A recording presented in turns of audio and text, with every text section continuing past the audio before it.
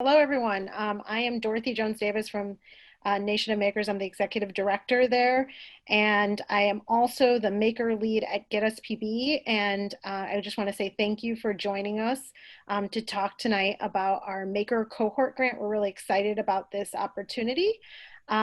This is not a singular endeavor. It's actually an endeavor by the 5 organizations that you see displayed here. So GetUsPPE, Nation of Makers, Something Labs, Artisans Asylum, and the Open Source Medical Supplies Group.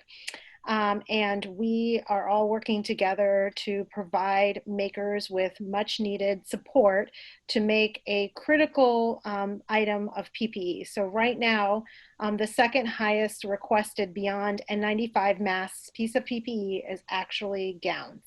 And in particular, impermeable disposable gowns.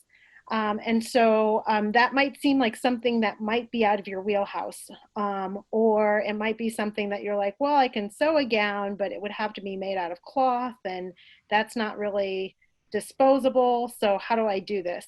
As part of this Maker Cohort Grant opportunity, we're not just offering the opportunity for folks to get dollars, but also support from these organizations to be able to do this work. So today's agenda, oh, there you go, Matt, go ahead. Today's agenda really is, we'll be going over who our panelists are. We'll give you an overview of what the grant opportunity actually is, and then we'll start talking details. So the great thing about this grant, like we said, is that we're not leaving you alone with dollars to figure out what to do. But really, we're trying to give you as much support as you need to make sure that this succeeds. And that includes things like planning your project, where you would source materials from, what staffing could look like, some concerns that you may have about safety and how we can make sure that the PPE is actually safe, and distribution. And so we'll all sort of pitch in and talk about those different items tonight. So next slide. You might be wondering, who is talking? Well, besides myself, Dorothy, again, Executive Director of Nation of Makers, if you just hopped on, we also have Matt Rabashkin. I don't know if I just butchered your last name. I just realized I've never heard your last name spoken. But Matt, who's from GetUsPPE, who is from our wonderful data science team and also the granting team. Christy Headley from Something Labs.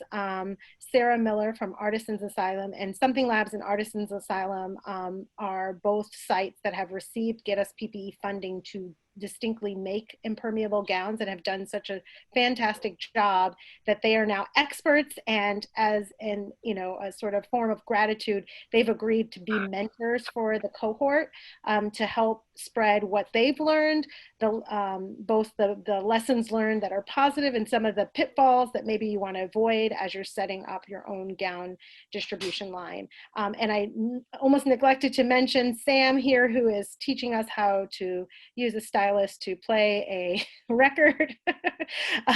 Sam Hayner from Something Labs. So all of us will pitch in at different times to explain this project to you. And we encourage you to introduce yourselves in the chat. Tell us where you're from, what space you might be involved with or group, and what part of the country you're from. And if you have any questions, put them in the chat and we'll answer them also throughout the webinar. And you'll notice this is not really held as a true webinar form, so you get to see us and we get to see you. So again, we hope that there's much more of a dialogue at the end. So to get us going, let's just get started and we'll have time for dialogue at the end. Cool. So thanks so much, Dorothy. Really appreciate it. And thanks for the awesome intro. So maybe we wanted to get this kicked off by talking about different challenges in manufacturing personal protective equipment. As everyone here has heard, there's a lot of different folks that are on this call, from those that get different maker groups together, individuals that are like running their own maker operations. Here, different groups that are with open source medical supply distribution. And when we talk to a lot of these groups, we've kind of landed on 3 different stories that we've heard again and again. Difficulty securing upfront funding in order to make this medical equipment. Difficult logistics to coordinate. This is across both sourcing material, again, getting the staffing and the space needed to make these different types of equipment that many of these makers have not made before in the past, and also the side of distribution when that's done.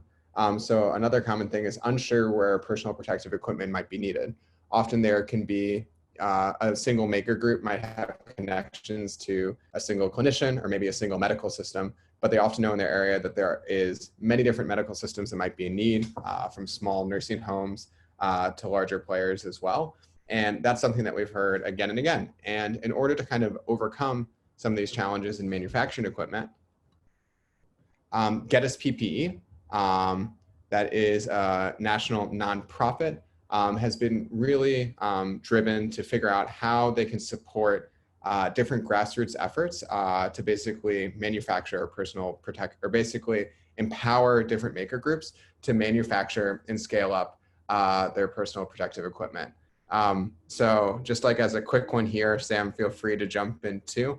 Something Labs is a pretty new organization. I think we'll go more into it further on in this slide deck. But since March, we've really ramped up through a great network of several hundred volunteers, a bunch of awesome individuals putting full-time effort into it, some of them that are here in the call, Sam, Christy, Alice, and more. And one of the really critical things is that GetUsPPE has, through funding, actually helped us get our gown production off the ground. Several months ago, GetUsPPE Maker Grant really helped us produce our first 20,000 gowns here, or basically get the first 20,000 gowns off the ground. And that's grown to being able to manufacture over 70,000 gowns so far. So this was a huge success story of GetUsPPE funding, and for Something Labs being able to really set up this new type of PPE manufacturing. Another success story for those in the call. I mean, Sarah, would you want to kind of talk about Artisans Asylum a little bit here? Not to take it too much away from you. It's so we are a makerspace out in Boston, Massachusetts, and so we also kind of closed down during the COVID, but since our space was so big and there was such an immediate need around us, we started up our pretty extensive PPE building. And at some point somebody said, does somebody want to make gowns? So we started up our gowns program here and just hacked our way through it. We'll go through that in a little bit about what it means to just like go ahead and make a whole bunch of mistakes just to try things out and bring prototypes to hospitals and see what people want and reverse engineer things and try to download, information and sources. But yeah, we've been able to have, 70 volunteers a week that have come for the last 4 months. All, hundreds and hundreds of people that have boiled down to put a great production together. I think we're at 25,000. And so we like hosting these, or being involved in some of these gowns symposiums in order to try to get more people on board and be like, hey, it's not so hard. You can totally do this too. So yeah, we're a big makerspace and we like to make stuff. So we did. Cool. Thanks, Sarah. So kind of stemming off of that, one of the things that we've thought a lot, Dorothy at Nation of Makers, myself with GetUsPPE, and kind of in collaboration, would there be a way to help other makerspaces that have either made gowns at small scale or really haven't made any sorts of gowns before? Really to get off the ground here, but in a concerted effort and in an accelerated fashion of where we can get multiple different groups together, kind of operating at the same time scale. So we have availability of 6 grants right now for $5,000 each. Have the ability to leverage a PPE maker playbook. So shout out to Sabrina and OSMS for some great resources that have been prepared before in the past, as well as additional resources that have been put together by a lot of the folks here in this call. Directing this towards one of the second highest areas of PPE need that GetUsPPE has received. GetUsPPE has received over 16,000 requests for personal protective equipment across the United States. And currently about 37% of those institutions are requesting gowns. So it's a very high demand item at this point in the COVID crisis. And also a huge piece on mentorship of how can we help other groups get get kind of built up off the ground, but almost in a two-way fashion. Not only can groups like Something Labs and Artisans Asylum provide expertise back, but we'd also love to learn of what this process is like in different geographic areas, with different styles of how you and your maker group are basically setting up this production. in order to help basically educate others in the future that want to join in this fight and pitch in to the production of personal protective equipment. Cool. And one of the things too that I want to mention, one of the things that can often be really intimidating when getting off the ground is like, how do I budget this out so I make sure that I have the funds available in a certain amount of time? I'm not going to go into too much of the detail here, but needless to say, one of the pieces on the mentorship side is we're very happy to kind of work with you through some sample budgeting that we've done like here at Something Labs, and be able to kind of provide you information of for different types of material, for different types of labor expenses, fixed cost of different equipment that you might need. Very happy to kind of be part of that process and help you craft a budget that will fit for your specific situation. So wanted to kind of throw that out there, but happy to circle back at a later point and talk about the budget that we've kind of outlined here for each of the potential grantees. Cool, and maybe I'll toss it back to Dorothy to kind of talk about just these high level goals one more time before we start breaking it down. Yeah, so when we were thinking about this program, we really had three main goals. Right now, as sustainability was a main one. As the head of Nation of Makers, I hear from all of you guys, especially those that are operating physical maker spaces, that it's just a really tough time right now. We're not getting memberships to be renewed. People are having to discontinue membership because of hardship that's personally happening to them. Everyone's really, really fatigued. So the honest truth is, as much as we love to give as a maker community, we're kind of tapped out of supplies, tapped out of funds, and tapped out of energy. And so we wanted to figure out a way that we can make this whole endeavor of helping our communities sustainable, not just for the people that are receiving, but for our makers that are actually trying to just, make a livelihood. So figuring out a way to produce at scale, both now and then throughout the epidemic, because unfortunately, we're not seeing an end to COVID right now. So, I read an article that scared me a little bit today saying that we might be 2 years, we might need to be filling PPE need for 2 years, which is a little longer than we all expected. So we're trying to figure out, roads to sustainability, and that's beyond just, PPE production, just making sure our maker spaces continue to stay sustainable and healthy. We also want to amplify makers, and that's really important because that actually links back to sustainability of spaces. So the more that we can demonstrate the effectiveness of local distributed manufacturing, we can encourage future donors to see the value of the maker movement and encourage partners to join folks like GetUsPPE in supporting makers so that the donations are earmarked for makers more. And that's something I'm personally really, really passionate about because I think it also feeds into that sustainability piece. And then we're trying to also achieve geographic equity. And we realize that, shipping PPE isn't exactly the best way to do things. And the reality is that supply chains break down because they're chains, and because sometimes what you need is really, really far away from you. And the reality is we have really amazing talent really close to the places where it's needed. And so if we're able to manufacture PPE where it's needed, we're able to reduce shipping costs, and we're also able to enable local partnerships, which feeds back into sustainability. So if we can connect you to a local, for example, supplier or a local business that might want to work with you, that might be a longer term relationship or partnership that might feed into the sustainability of your makerspace or organization. And that's something we're deeply interested in as well. So the reality is that participation in this, although we can't guarantee all these things will happen, where you'll become a millionaire if you just join our maker cohort, it's not like that. We're certainly trying to make avenues for you to continue to be successful and supported in the work that you're doing, and also recognized for all the important work that you do in your communities each and every day. Thanks, Dorothy. That was awesome to hear about those high-level goals and what we're trying to do in part through this Maker cohort grant.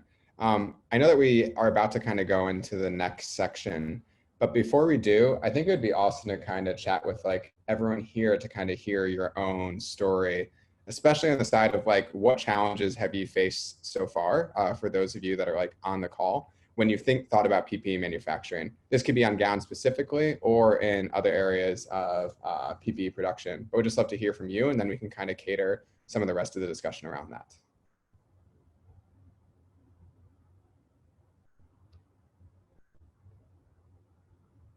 And are you asking the participants or the yes, those of us?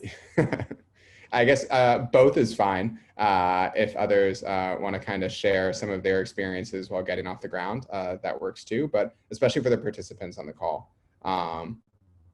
If anyone want to participate, would be very welcome to. Hey there, this is Etienne. Oh, go ahead. I knew this was going to happen. Go ahead.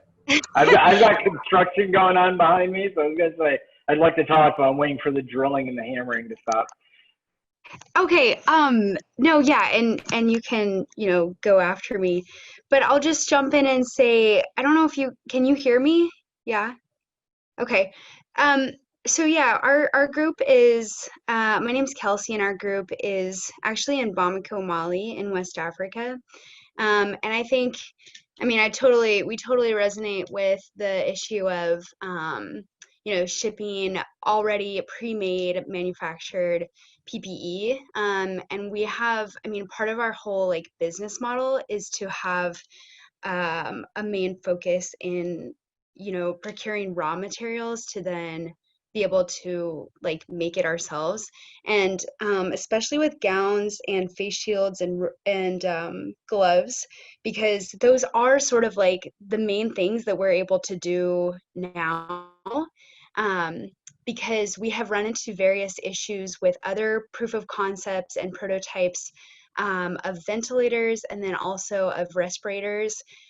For example, if we're not able to receive shipments of 3D printing filament, or to procure other items that go into the ventilator process, i.e. electronics, Arduinos, because of closed borders, because of high shipping costs and being outbidded by other governments, then that is a really big issue, obviously. But to turn it back to PPE that we can make, gowns is sort of one of those exceptions where we can make that.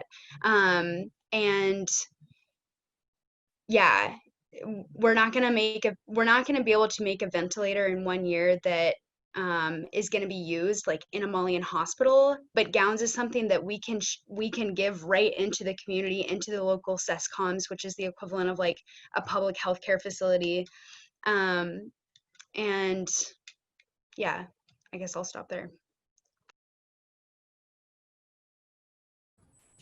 No, super appreciate you sharing there. And I think that brings up something too that we'll tackle in the sourcing conversation about what different types of materials that even these two different organizations, Something Labs and Artisans Asylum, have tried out, even outside of the many different manufacturing options too. So we can definitely dive into those.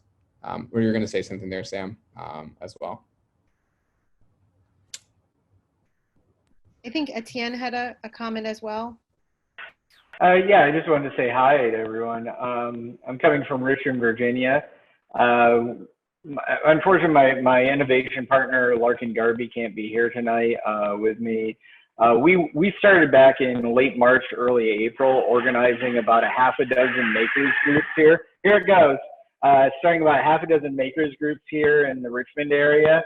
And combination of everything from shield to mask to ventilator to capper, and a massive stitchery group making face masks. And my God. And what we specifically focused on doing was what we're talking about here today, is we had a lot of makers running in many directions, all just making whatever they could pull down from Thingiverse or anywhere they could find it, and just dumping it off at hospitals. And the hospitals were going, we can't use this. And so we worked with VCU, the Virginia Commonwealth University's Innovation Consortium here in Richmond. And we helped organize maker groups into cohorts that were working specifically with departments that had specific need. And so that allowed us to refine what we were doing. My group is manufacturing 3 different types of face shields.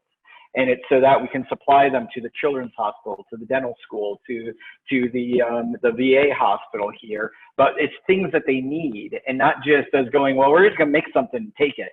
More, what we created a partnership, and now we're actually going into the hospital and helping them solve problems there in situ, not necessarily with COVID patients, but in simulation of just going, hey, you know what? We can help 3D print something that'll get these wires out of your way and help you have a shield around this part of the operating stage. And we've turned it into something where we're not just taking and inventing what we think is a solution, but actually working with the healthcare providers to create solutions they need. And so very excited about being part of this. Thank you all.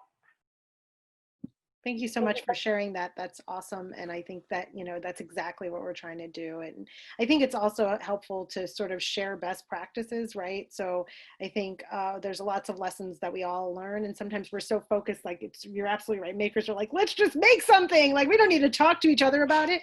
But I think that the best things happen when we're able to share kind of how we made something, explain, what the challenges are, so we don't have to make the same mistakes over and over again. That's one thing we don't want to make, is a lot of mistakes over and over again when we don't have to. So I think we're going to move on to designing your operations so we can get started. But thank you guys both for sharing. All right, so let's just make something. Sometimes when you jump right in, things can go wrong because you aren't ready to anticipate what might be going wrong. So we're going to try to help walk you through the planning stages to avoid some of those hurdles. The biggest issue I think that can come up with this gown making project is that space really is a requirement, even for a single person working or a pair of two people working. We were using about 16 to 20 square feet of table space for two people making gowns. And even with two people in one space, we were allocating about 12 square feet so that folks can be far apart and have a little bit of space to move. The gowns in their flat form are really quite large. So space is important, not just for working space and the people in your facility, whatever is found. And get creative when you try to find support facilities for this. Our operation at Something Labs was in an antique store that wasn't open, and they had a lot of desks, and they were willing to let us spread out as they were culling some of their inventory. You might be able to look to community centers and other service organizations in your area that already have space, especially if you're a person who doesn't have space already that you can leverage, or you're a service organization that does or doesn't already have a facility you might be able to have in mind. Things to think about as you plan your space is the flow of material. So you're going to have a bunch of supplies. You want your supplies that any person making gowns needs to get often to be easily accessible to them. We designed this so that they were in a central location in our building, and also close to the door, so that when we unload, we're not carrying these items all the way to the back and then coming back up to the front to work. You're going to want supplies, space to work. You need a spot to put your outbound boxes.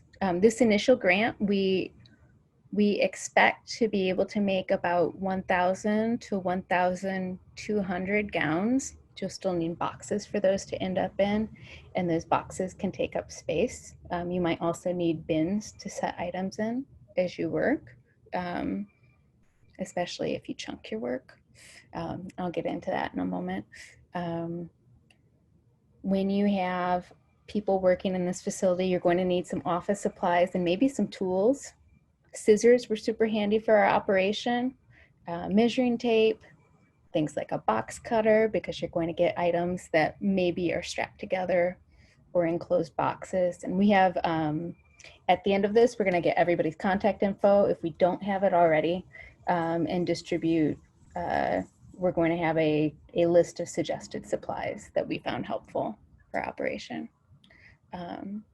So in looking at material flow and your workflow, you want to design for the path of least resistance. Make the way I like to think about this is making the lazy way also the way you want people to go. Like if you have a bunch of boxes with supplies, when we were running inventory counts or working day to day, if everybody took from the same pile, it was very easy to figure out how much we had left at the end of each day.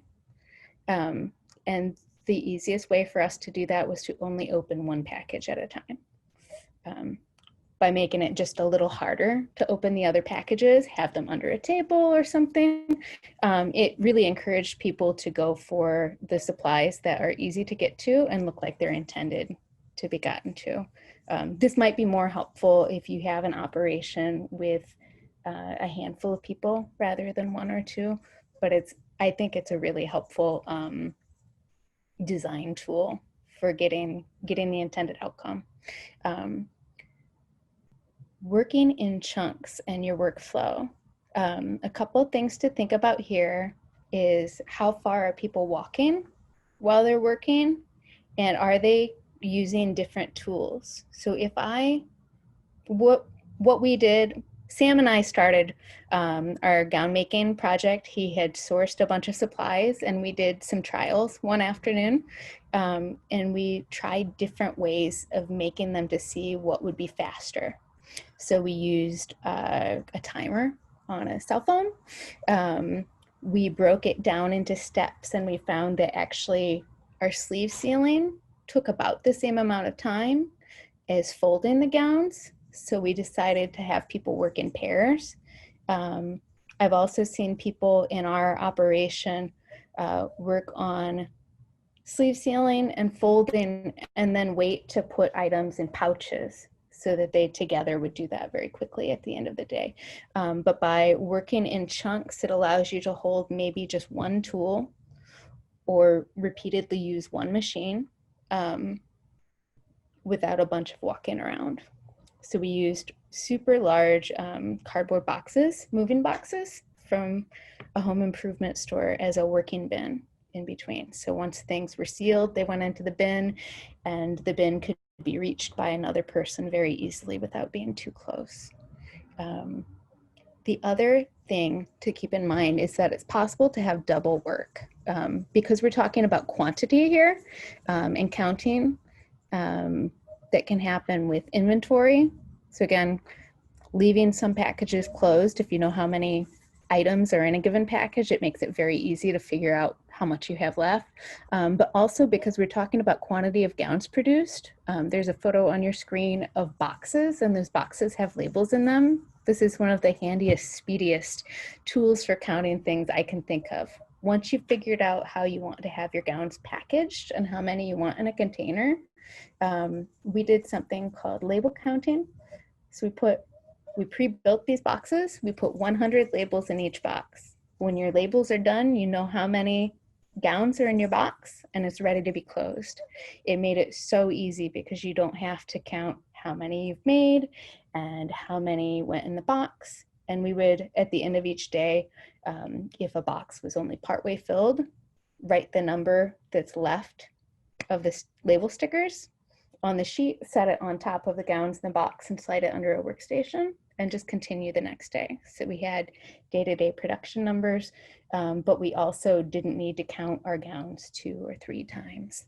The other thing is for predicting cycle rates. Estimation's great, but we did this all the way down to like how much hand soap did we use, because we ended up being a fairly large group of people toward the end of the day. So at the beginning of your first day, know how much you had, know how much you ended with, and divide by the number of people. You'll be able to estimate your production for the next day. We found our first day, if we call that our given rate, the second day was twice as fast. The third day was probably 20% faster than that. And then we continued to get faster, but it was over the course of maybe a week or 2, which you might not hit with this grant. Okay, so that's what I wanted to talk about with space planning. Cool, thanks so much, Christy. That was awesome. Any questions from the crowd about planning, space, material flow, workflows before we move on to the next section? And just a note that we're pre-giving you a lot of these details, but the whole point of the grant is that if you choose to apply for the grant and you're awarded the grant, you will be able to get more details about these. So if you have questions, certainly ask them tonight, but like realize this is not the only thing. It's not like we give you this and like this was your mentorship. That's not the case. Like this is not the mentorship we're talking about. We're just trying to, again, give you as much support and encouragement and resources to get started so that it doesn't seem super scary or hard or just mysterious, because we know that gowns are not a typical thing that makers make. Neither are face shields, but I think we adapted to that pretty quickly, whereas gowns are still somewhat newer for makers to make. Yeah. We're aiming to treat this like a project planning template. It doesn't mean you need to do things the same way that we've done them, and that's part of why we're bringing different voices to the table. Hey there, I do have a question. For part of the toolkit, do you have any digital tools that you're going to be providing? Like I've seen some groups that have like spreadsheets that are ready to go so that you can put in numbers and it'll give you material production quantities, things like that. Yeah, that's underway. Okay, cool. Good. So We've been working on an Airtable solution on our end, but we've been now discovering that people have random little pockets of knowledge trapped away in spreadsheets and Google Sheets all over the place. Cool. So we're gonna try to plan kind of like I would say almost like a kit up Yeah. to as much as you want or as little as you want, things that we spent time figuring out. We want to share that knowledge.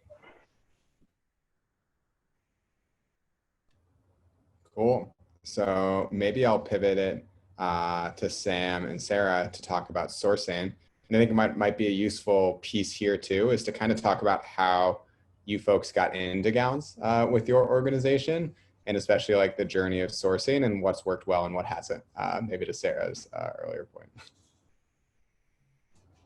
Let's hop in. Yeah. So with sourcing, hopefully Sarah and I will be giving this as a dialogue. It should be like a loud family dinner with us interrupting each other. Okay.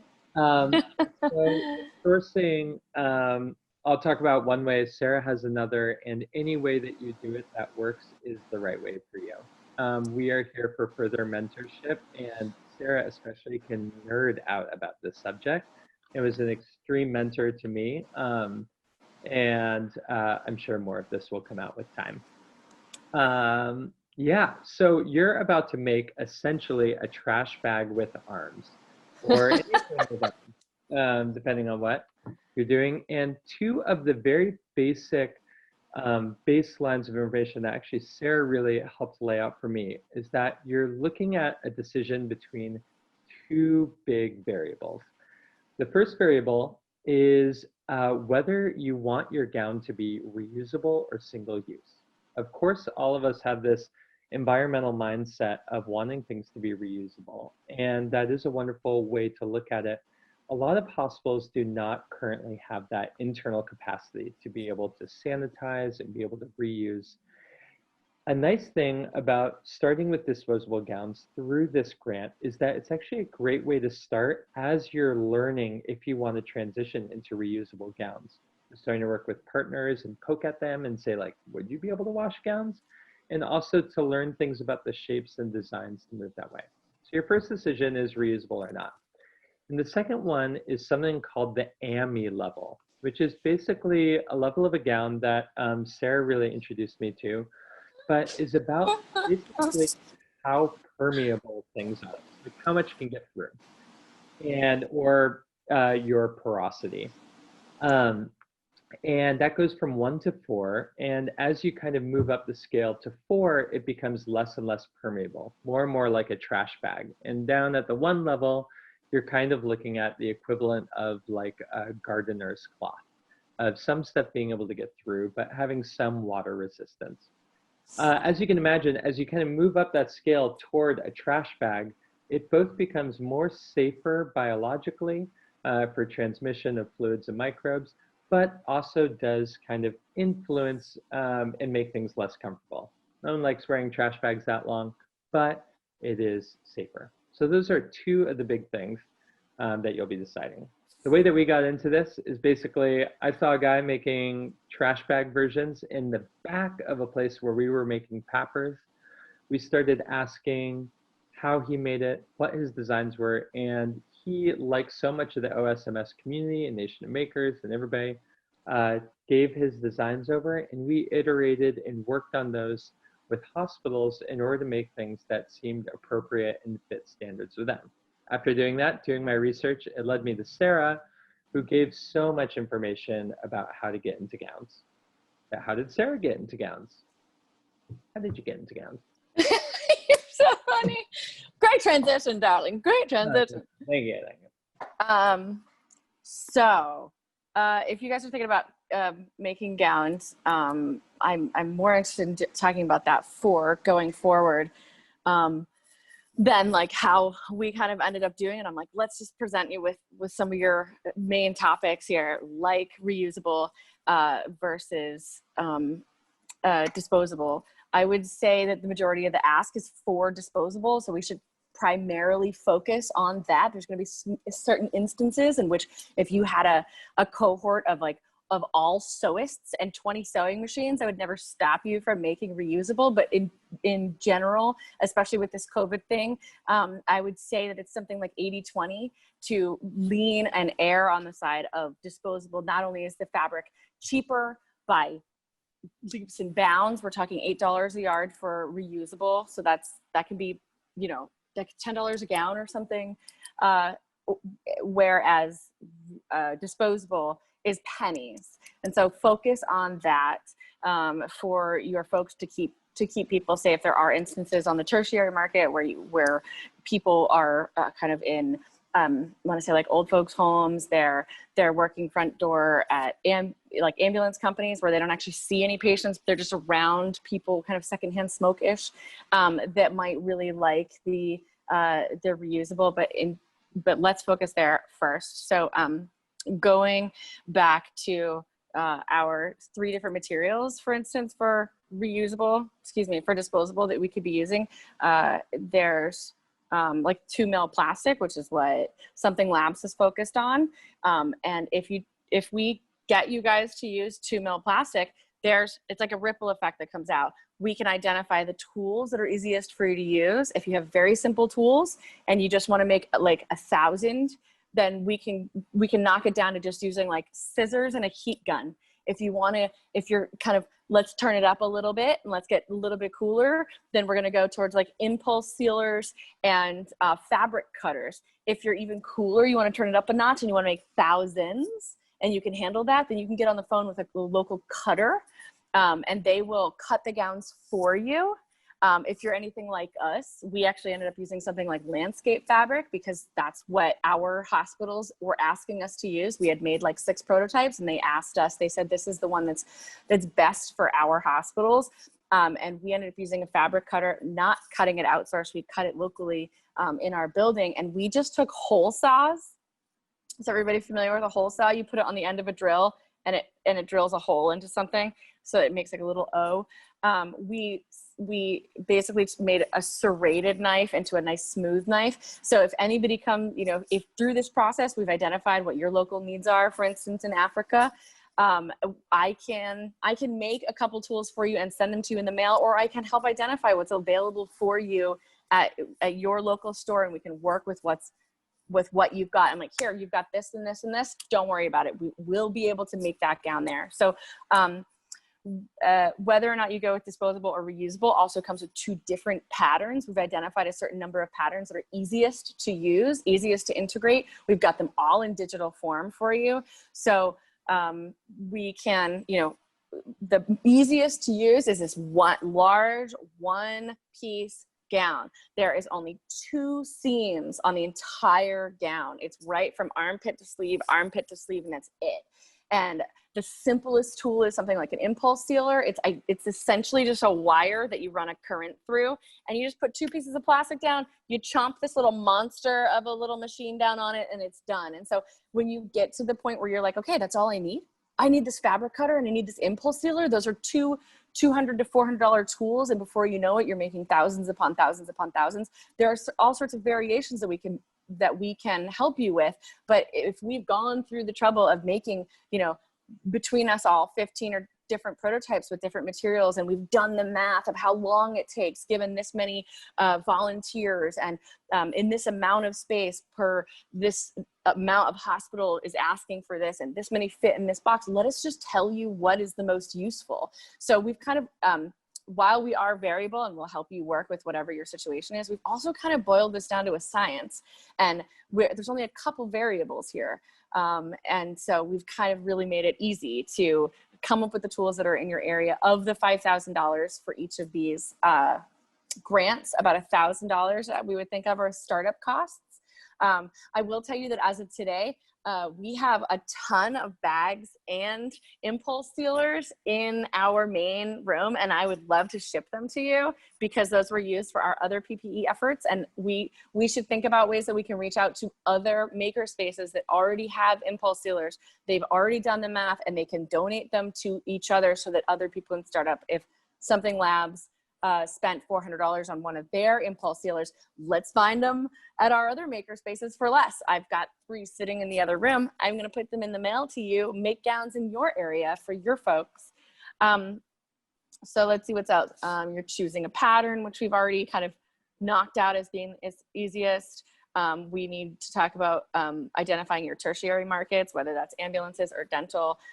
We have spreadsheets that we can give you guys about pricing and how to talk to your sourcers about pricing. So if we could get a couple different maker spaces to order in bulk, and then, you know, shipping is the same, whether it goes to California or Massachusetts, because the source is in the middle of the country, then we can pile up these orders and reduce the number of price per yard. So we were able to do that a couple different times. We were able to order in bulk. We sourced a lot of our money from the community, and we were ordering first in $5,000 chunks of material and then in $10,000 chunks of material. And we did a lot of work online just to buy out from Amazon, buy out from Home Depot. We bought out agricultural solutions in the Midwest. We were able to source materials that are outside of the medical industry in order to make this possible. So let's see. Yeah, I get all excited. I'm like, tools, materials, patterns, sourcing. For those that need it, I'm happy to provide for you our made up spreadsheets for inventory tracking. I've got medical device labels that are pretty important. That took a ton of research to get to the place where we made labels that if your hospitals or the hospitals that we're contracting with would want labels. We not only have disclaimers already written out on the order forms so that this goes through the front door of hospitals. If we want to donate them, or if we want to go through the front door, we can talk about those different situations. So that each one of these gowns is in fact a medical device and really has a certain amount of information that needs to be on it that keeps you out of legal trouble. So if I just want to kind of rattle off the kinds of sheets that we're happy to give you.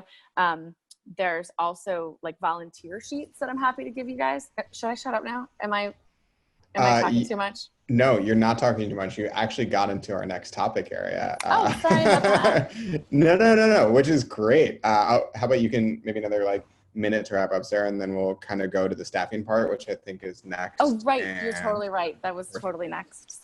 Yeah. No, not sorry. Great timing. But I guess the last thing is if folding can be really important, how you fold it so that the doctors can don and doff the gowns correctly. You know, we figured out at some point how important it is that the doctors and nurses we were primarily making for hospitals are able to pull the gown out and put it on and then remove it by ripping it off and folding it up. And so for us, we made like folding templates. We made these big boards that you just lay the piece of fabric on top of, and you don't even have to look. It's so easy. It just goes flip, flip, flip, flip, flip, flip, flip, flip, flip, so that you can have somebody just listening to a book on tape and like knock out a couple, 100 at a time and not feel as though they really have to focus that hard. So, yeah, when you guys do get a bunch of volunteers, you make it easy for them to want to continue to do the task. And so we've made a lot of documents available to make a lot of this easy for you. Done. Yeah. Awesome. That was wonderful. And I think, again, we can take follow-up questions afterwards. Happy to chat more, especially on the sourcing side for when folks are getting started. But let's move on to the staffing conversation. Christy? Okay, so we're gonna cover payment structure. If you want to pay, that can come from our grant if that seems like the right thing. Things to think about with whether or not you want to do compensation for your people. How much time do you expect them to spend there? How much time do they have? What level of commitment do you expect from people? Like if something comes up, is it going to be a problem if they can't make it, or is it pretty easy for you to find somebody else to come in? At Something Labs, we did choose to offer the option of payment for folks, and encourage people to take it if it's helpful for them. And the biggest reason is because we were having people come in and work with us 5.5 hours a day, and we understand that that is not a small commitment at all. And through part of that, we offered some other amenities for people as well. So as you look at our grant application form, just know that there's not heavy judgment there. We're asking you to think about these things and go ahead and share with us your thought process, because we're interested in hearing. And it really can come from part of grant funding for that. How to find people and how to find good people that will work out well for this. So first, you need people that are available and interested. Sam and I spent pretty small amount of time, but regularly dispersed throughout our operation, time asking our personal networks, people who we knew were out of work, people who had said, how can I help? People who generally were interested in this sort of thing. Facebook posts, LinkedIn, direct messages. It's amazing what you can get if you ask people or tell them, hey, I think you'd be really good at this. There's so much power in that, in a really fun and funny way, but it also feels good to hear and have that. A lot of our people, but definitely not all, were back of house restaurant folks.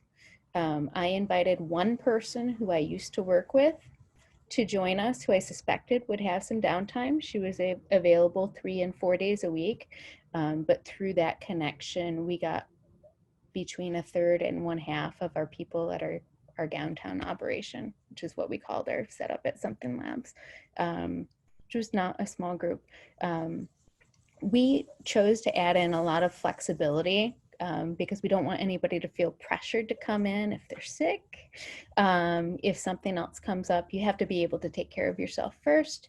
And also, a lot of folks were in a situation where maybe if their regular employment job calls them back, finally wants them to come back in, we want to be able to be happy for people. And do that. So we actually kept a short list and try to have a short list daily of people who were available in case of cancellation. So everybody felt comfortable with that, and try to make sure we communicated it. Having a place with people in it means you not only need equipment supplies and tools, but you need people supplies. And some of this is coronavirus related, but a lot of it's just really basic stuff that I think when you set up an operation, if you get in that mindset, it can be easy to overlook. So you're gonna want drinking water and time for breaks. And we were very loose about that and told people to take breaks whenever they needed or wanted, understanding that it's difficult to stay hydrated with a mask on, and that we want people to know that we want them to take care of themselves. Hand sanitizer, hand soap, paper towels, clean bathrooms. Ventilation can be a very big deal. So in addition to having space in a facility, we had lots of windows, but none of them that would open. So we had a lot of box fans and tried to prop the doors whenever we could and as much as we could. So think about what people might need in order to feel set up for success there.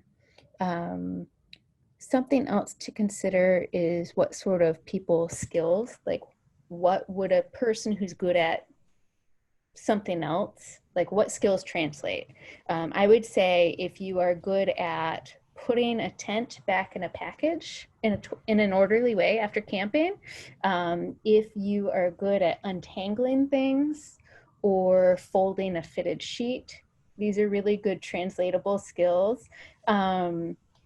It's very similar to the task is to fold a rain poncho down into a rectangle that makes sense so that when it comes out of the package, it's not tangly or confusing for the person who needs to put it on.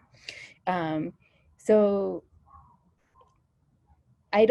it's the sort of thing where I don't think it's incredibly complicated, but for a lot of folks, or at least some folks, it can be incredibly frustrating. And setting that expectation in advance, letting folks know what the type of work is that they'll be looking at can be really helpful in navigating whether or not people are able to feel good about it.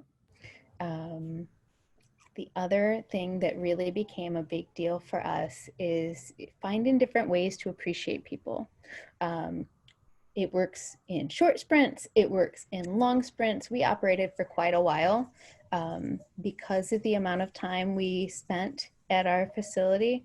There's a photo of a meal here. We actually reached out over email to places that had donated meals to hospitals, saw signage in windows that they're having worker relief funds, and inquired, and fairly often we had places offering to sponsor meals for us or have like a food relief program help out because we were working through a lunchtime period. Telling people what their contributions mean. Where did deliveries go? How many people did you help?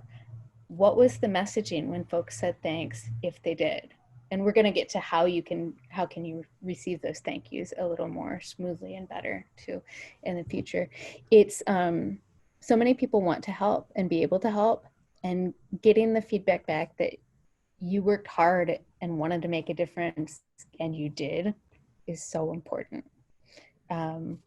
Making time for people to check in. Basically, we're all working toward having bigger numeric contributions, but it's people getting all of the work done at every step of the way, your suppliers and the people who are doing distribution and the people making gowns. Yeah, it's just, I think that's probably the most important part, having people feel valued. Any of the other makers on this panel have more to say about that? I agree with the food, and we also did the mood setting. I think I just vaguely saw Dorothy write in about mood. So we had music and food, and how we thanked people was we fed them every day. And then, well, I'll talk about this next because this is safety, but making sure everybody's eating at a safe distance from each other. When we wanted to say thank you to folks and make people feel appreciated, we actually made thank you cards for hospitals and thanked them as a reminder of what piece everybody was playing in the larger group. We thanked our workers, but I actually thought it was more important for us as a group to thank the people that were actually in the hospitals working. So yes, I want to support my work, like my group of people, but I also wanted to remind them, like, wait a minute, we're not actually in the hospitals. We're not actually around COVID patients. So we would sit around and draw when people were stressed out or felt like overworked. We would just draw like thank you cards and talk about what folks out there in the world were really going through at this time. And that seems to make people be able to dig a little bit deeper, because they were like, oh, this isn't so bad. I just have to stand up. I don't even have to be around any COVID patients. And that somehow brought people back week after week after week to see themselves as part of a much bigger machine. We did that too. And we had some templates, like paper templates, that our gowns came wrapped around, and made some signs out of those. One food provider in the neighborhood we were operating in gave us food one day a week for many, many weeks. So we made a thank you sign that hung on their front order counter. And it's a way for them to show off their contribution too. Cool. Excellent. Thanks, Christine. Thanks, Sarah. I know that we're bumping up against time. So what I was thinking of doing is doing a brief 60 seconds on distribution and then inviting folks to follow up with myself and Alice Walton of Something Labs at a later time. But at a high level, one of the things that we're looking to do through this grant, through GetUsPPE, is not only provide you with lists of different medical institutions that are looking for assistance and have requested gowns directly from GetUsPPE, but also for those that are awarded the grants, directly connecting you to different institutions so you can actually help foster relationships with different medical providers as you launch your operation off the ground, as well as within the kit that Christy was describing earlier. Alice Walton of GetUsPPE has made an excellent resource, which we've used to distribute gowns, basically to track where the different requests are from the different institutions that will connect you through GetUsPPE, as well as tracking basically where those items have gone.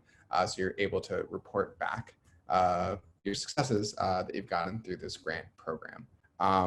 Alice, is there anything that you'd wanted to quickly add here before we go to the last topic, which is safety? One thing I would want to say about sort of distribution and sort of in line with what we've been talking about, recruiting people who may not have the skills or the amount of time to physically be in the space but want to help. I think distribution and this sort of outreach are perfect outlets for people who want to give back. Maybe they have a normal, like a day job and can't spend 6 hours making gowns. You know, there are different aspects to this whole operation, and I think this is definitely a place where you can recruit a different type of person, somebody with a different amount of time to help out. The other thing that we've found is getting outreach in terms of, in that case, I was speaking about distribution, like contacting hospitals, understanding who the point people are, what they need. But when it comes to actually driving, that's been a huge piece of a pretty massive coordination effort to get things to places.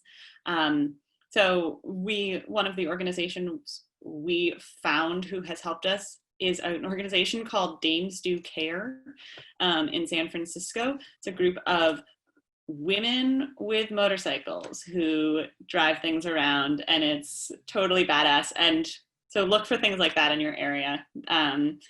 It's one of my favorite anecdotes perhaps of this whole thing was discovering that they exist. But yeah, that's what I would say. And we have a distribution and outreach sort of document that we will share so that you can sort of see how we modeled ours, which has been easy for us with GetUsPPE to use as we look into sort of our distribution for the upcoming weeks in different parts of the country.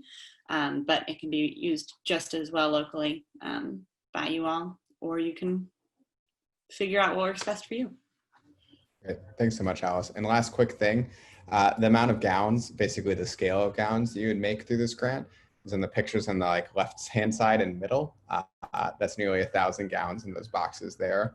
But as we've scaled up at Something Labs, we've worked with other partners like Amazon, which have kind of been shipping by the pallet scale. So we hope that grantees here will be able to not only fulfill about 1,000 to 1,200 gowns, but basically be primed for being able to scale up in the future if this program works well for them. Yeah, and I think we'll be there to talk about the different options between local distribution and getting distribution to the areas of highest need throughout the country, if that's what you choose to focus on. So we can sort of talk about how to do that outreach and how to form those relationships in both settings, because at Something Labs, at least, we've done that in sort of both capacities. Awesome. So kind of wanted to go here to the last bit, which is for Sarah and Christy to talk about safety and how these two different organizations approach this really important topic. I'll give a quick thing, because if we want to go, we're bumping up against time here. So just to keep in mind, as if you set up a gowns organization or initiative, is really just starting to line it up so that you've got the folks that come in the front door And I read every single time people came in the door, I was like, wash your hands. And I was kind of militant about certain aspects of it. And then we would like set the mood and have parties and like have a lot of fun. But there was this certain line that we drew in the sand of like, everybody take out your cell phones and sanitize them or put them away for the next 5 hours. Like pull out your keys and sanitize them or put them away for the next 5 hours. This is your donning and doffing area. This is where you take off the gear that you've been wearing outside and put on your gown that you're going to be wearing while you make gowns. And you're just reminding people like, hey, whenever you're going to the bank, don't lean on the counter. Whenever you're anywhere, think about how you could be bringing that virus into this place. And so it was just a matter of getting people to try to re-put into their brains of how important it was that these went out and were sterile. We worked really hard at trying to think of ways to make the gowns sterile. And then we were like, wait a minute, we can just let them sit on the loading dock for 3 days. So we didn't have to do any of that stuff that people were considering, like ultraviolet light and all sorts of stuff to try to make them safe when we drop them off at hospitals. But the initial taking it very seriously about an area that we call the gray area, where you drop your purse, your stuff, and then you put on your gowns. And once that happened, surfaces were cleaned all the time, and we always had materials ready. And so we would make a noise, and that meant everybody clean your surfaces. And in that way, once people were trained, we didn't have to take it so seriously. We definitely had a much harder time with making people sit far away from each other when they ate, which was an important aspect if you're going to bring people together. So, and then respecting people's boundaries. Some people were in a very tight space, but they needed that 6 to 10 feet. And so we had to work with that. I know that people were being volunteers, but we had to work with the folks that were volunteering but still wanted 6 feet. So I would, I'd work with people to, perhaps don't volunteer if you yourself are immunocompromised. And so that's kind of an aspect that I didn't expect to be a huge problem. But we ended up putting people in certain aspects of the building, certain parts of the building to kind of deal with that. So yeah, we've got more on policies and procedures, and I'm happy to share the documentation that we have so you guys don't have to think about writing it. If you're gonna open up a gowns thing, just take our policies and procedures and copy it and read it to all your folks when they walk in the door, and then you don't have to really think about it anymore. Yeah, I can second a lot of that. Establishing a code of conduct for the way you expect people to act and interact in your space in advance before they get there is very important. Before we ever had people show up, I was sending a welcome email, their information, what to expect when you get there, how the day will work. We started adding, we actually did temperature checks. We started partway through our operation, and the questionnaire you see on the right-hand side of the screen is what we would ask our people when they showed up. And this was mimicked after what the city of San Francisco had outlined as a general health questionnaire.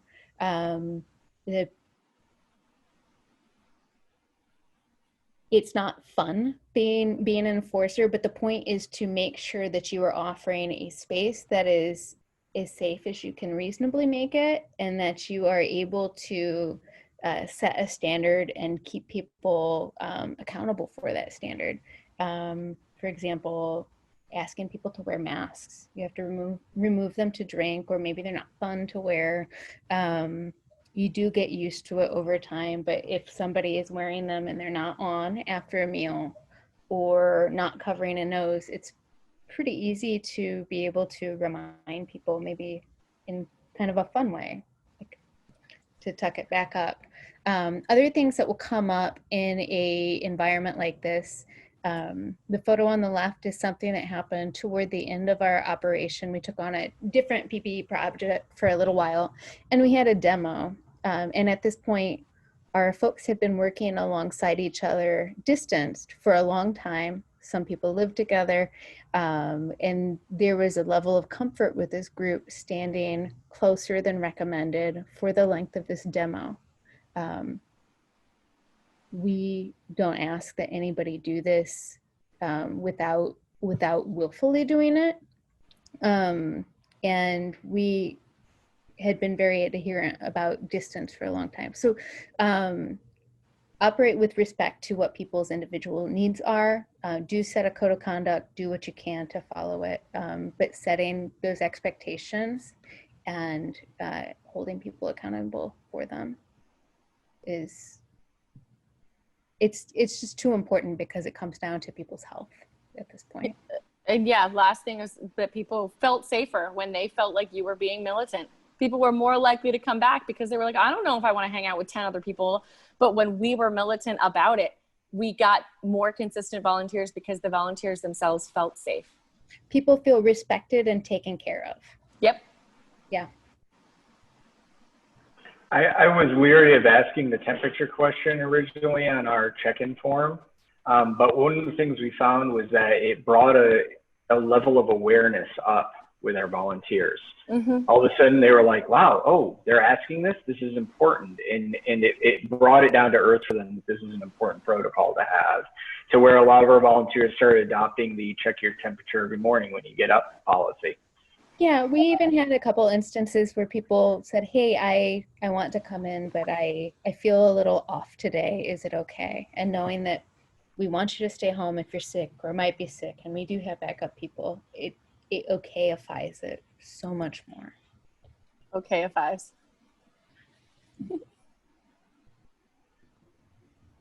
Great. We talked about distribution, so maybe I'll hit it up to the wrap up here, and I'm happy to stick around to answer any questions. So wanted to kind of throw up here a little link where you can go to apply directly. This will be, we're going to be sending out this deck, but you can go to the bit.ly link or go to GetUsPPE to fill out the maker cohort application. You can learn more. Alice Walton of Something Labs has put together an awesome amount of information in this a little bit over one pager, which has a lot of links out to impermeable gown making and information of the grant as well. This also links out to like great resources from OSMS, from folks like Sabrina and Victoria from that organization have put together. And if you want to reach out for any questions, I actually am probably the least knowledgeable about gowns from everyone who joined the call here, but I know everyone on the call, and I'm very happy to forward you along to the right folks that have experiences in all of these different areas, from sourcing, safety, and more. So send me a note at matt@getusppe.org, and I'm happy to send you along to the right party who will be giving you advice. Even if you're like, thinking to yourself, hey, I'm like kind of considering getting into gowns, but maybe I have a space constraint, or I don't know if I'm going to be able to get enough volunteers. We're super happy to start the conversation on just like your outstanding questions of what might be like what you think are current barriers before you ever even get into the application process. Super happy to chat and start the conversation there to help you out. So that's it for me on my side. Dorothy, do you want to add anything else here at the very end? Yeah, I just wanted to make sure we did tell people the timeline. So, so we will be, applications are open now. So if you get off this phone call and you're like, I'm in, I'm going to do it, please fill out the application as soon as possible. We will start reviewing applications on Friday, and it'll be rolling applications from there. As Matt said, right now we only have funding for six grants, right? 6 grants. Sorry, my brain can't do math tonight. 6 grants at the moment. But if obviously we get more interest, we can go back to GetUsPPE and request more dollars. So, a good scenario is actually there's a lot of people wanting to make gowns, which will help us meet the tremendous need that we talked about at the beginning of the call. Again, feel free to reach out to Matt. You can also reach out to me. I'm Dorothy at nationofmakers.us. Again, also happy to connect you to whoever you need to be connected to. But I hope that you got from this webinar that we're trying to support you, that we see gowns as an important piece of PPE that is desperately needed all over the country and by a number of different types of facilities and providers. And we want to make sure that we can get as much of that need met as possible. And that's, GetUsPPE's mission. And we're here to support makers that, we see you, we value you, and we want to support you. So it's not, just a transactional, like, thanks for the labor, so great, you guys are awesome, and, we're never going to talk to you again. What we want to do is create a program, again, that will help with your sustainability as an organization, and that will help set you up for the future so that you can succeed. And I know you're like, I don't want to make gowns for the rest of my life, but what we're hoping hoping is that some of the relationships that you make along the way with this will help you make either other types of PPE or other items. Distributed manufacturing is a really big deal. You know, there's a lot of folks working on policies and procedures to make sure that it's more supported in the future, so that if we do develop another pandemic, which we're hoping won't happen, but may, or another disaster or thing that's coming down the pike, which we know unfortunately natural disaster does happen, that will be well positioned to help the communities that we live in, the people that we love, stay safe. So that's really what the whole point of this is: stay safe, make people, you know, PPE and the things that they need in our communities, and support the people in our communities who are the makers. And hopefully this grant will accomplish that. And hopefully we'll see your applications coming in as soon as possible. So please tell your friends. This webinar will be available. Hopefully we'll have it just a little edited and up in a few days. We'll be probably a number of different places on our social media, on our different websites, and then on Nation of Makers YouTube channel as well. But we'll make sure that you all get it. Everyone that's on this call, we have your information. We will be reaching out to you with more details, including the slide deck. So that's it that we have. I don't know if anyone else has any other parting thoughts. Can I throw in one thing? Sure. I just dropped a link into the chat. Feel free to copy that link and go through it later. It has a ton of information. It's got a lot of the documents that I referenced. Permission, it's just everything that I had spoken of. This is a 25-page document that has lots of details. So it's the complicated version. It's the longhand version of everything that we talked about today. So feel free to copy that link and then go through it on your own time. That's it. And I want to say one more thing, which is if for some reason you don't want to be a part of the cohort, but you do still want to make gowns, that is still a possibility. And we still want to encourage you to do so. So I think what Sarah just did in terms of sharing information, I know that Sarah is like seriously the most spitfire, awesome woman that you could meet in terms of like wanting to help others selflessly. And so every person that I know that I've sent her to or sent to her, she's met with open arms. And I think that goes for everyone on this call and everyone that's hearing this that may not be on this call right now. I think she's happy to the extent that she can, and that she's human and there's only 24 hours in a day, to be able to help each and every one of you be successful in this gown making endeavor. The same goes for Christy. She's also equally awesome. So whether you're on the West Coast or the East Coast or worldwide, no, only kidding. It's getting late, guys. But wherever you're at, we have people that are willing to help you. The end point of this is that we want you to be supported and to make PPE if that's what you're willing to do.